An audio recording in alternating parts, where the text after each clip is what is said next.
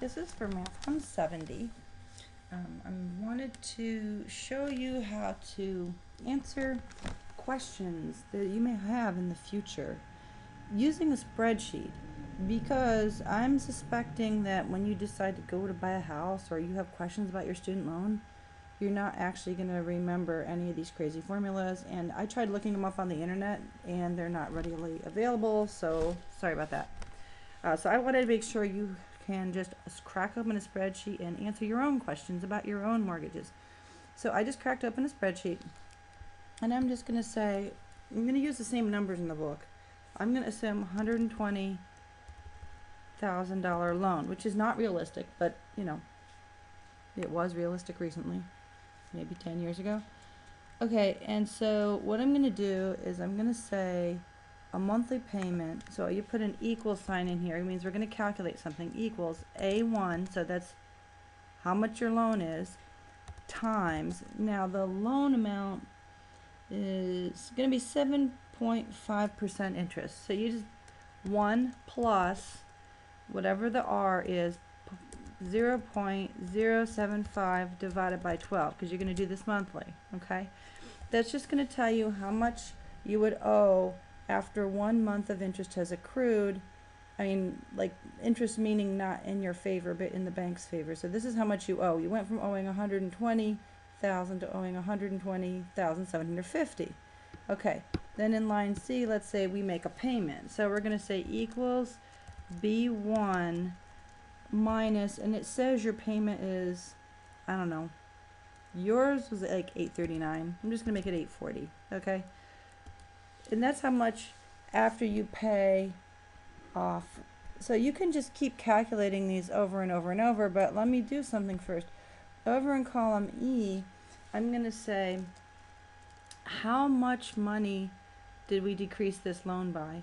So it's A1 minus C1 is how much we only reduced the loan by 90 bucks. Okay, and then over here, what did we say we were doing? We're paying $840. So let's say, you got to type that number in again, equals $840 minus E1 is telling you, no. Why am I paying $840? Oh, because I said I was paying $840. Okay, so what it's telling me is the first column is by how much my loan decreased, which means that's how much of my payment went to decreasing the loan. And then the remainder of my payment went to just interest. Okay, how do we get this thing going? Well, we have to type a formula in one more time, but it's a really easy formula. We just have to wrap this around. So line C1 is right here, and we have to copy it into A2. Okay, and then what we're going to do is we're going to start clicking and dragging. Everything else is clicking and dragging. So let's just review what we did. We just put the number in here. That's P. That's cell A1 times 1 plus the rate over 12. And then the next cell, we just say B1 minus 840, and E is A1 minus C1, and F is 840 minus E1. And in cell A2, we put C1.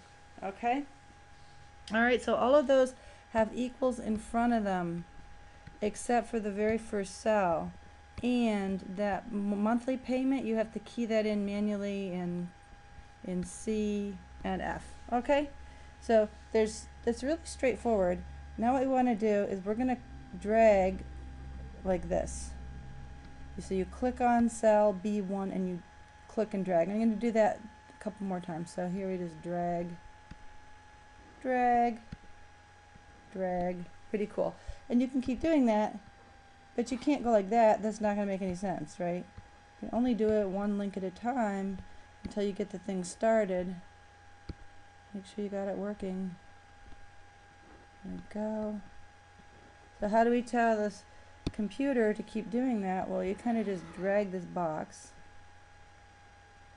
and you can open a whole line at a time. Okay, is that cool? So this is just a month, 2 months past a year, and you see what's happening. The amount of money going to decrease the principal is still less than $100 a month, and you're still paying $742 every month in just interest. So let's drag this down some more.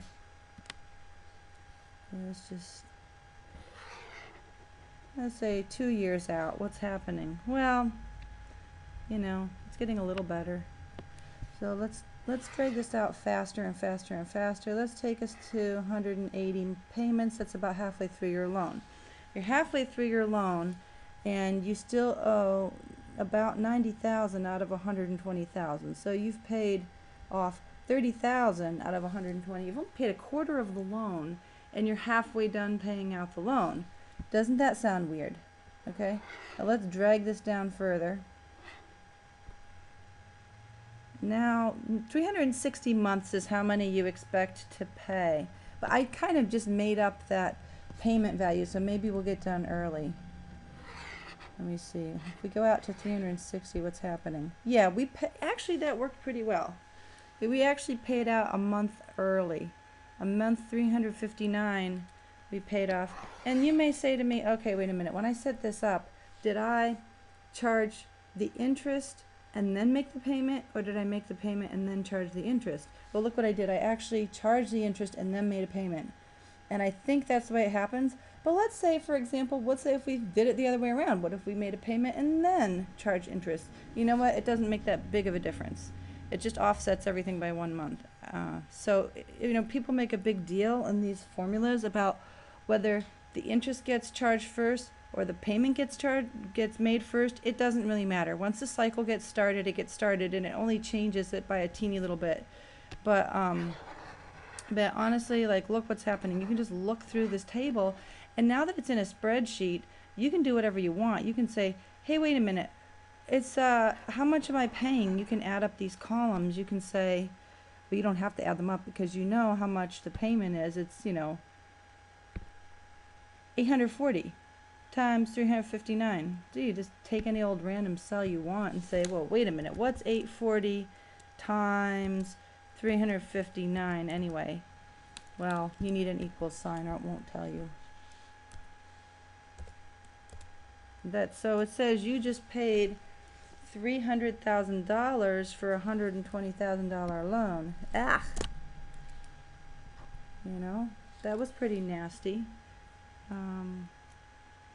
Well, not quite. I mean, it should have been $358 because then you only pay $410 or $412 on the last time. So, I mean, we're off by $400, but big deal. Now, you're paying $300,000 for a loan that was only $120,000. But what about we go back up here and we say, hey, wait a minute. Maybe we bought this house right after, you know, maybe you got married and bought a house, but somehow you have money left over. That never happens. But maybe people give you late wedding gifts or something. What happens if you could just put like $2,000 right here? You know, maybe 1 month, just 1 month, you're going to subtract $2,000. I don't actually know what's going to happen. I'm just going to find out. So here's where we did this. That's going to affect this number. Oh wait, did this? Oh, it already did everything for us, right? So this is what's saying this money went towards. Yeah, so this messes up this formula here. So we got to put a 2,000 over here. There we go. So this is telling us we put $2,096 towards principal this particular month. So this particular month is different. Maybe I should highlight this so I don't forget it. I mean, red is supposed to mean something different. Red is supposed to mean a negative number, but I'm just highlighting it. Okay, let's see how long it takes us to pay off the loan now. Does it make a big difference?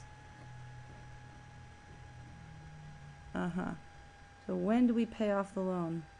We pay off the loan in month 339, okay? And we have been going all the way up to month 359. So let's see, we paid off the loan like more than a year and a half early just because we were able to dump $2,000 in way up at the top. Just $2,000.